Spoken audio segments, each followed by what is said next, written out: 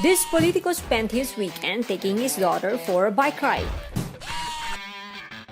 Actor turned Ormoc Mayor Richard Gomez took a breather from work by going outdoors riding his big bike. The best part was his daughter Juliana accompanying him. He took Juliana for a ride around Lake Danao Natural Park. Netizens noticed father and daughter did not use any motorcycle barrier.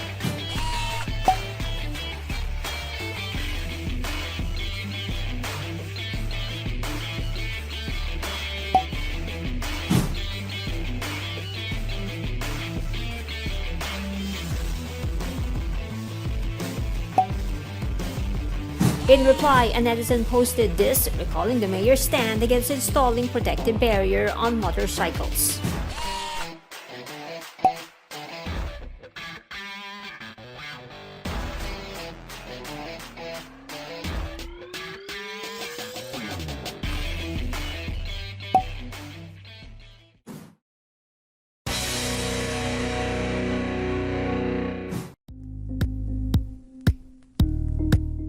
Thank you for watching Politiko TV. Please like and subscribe to our channel for more videos.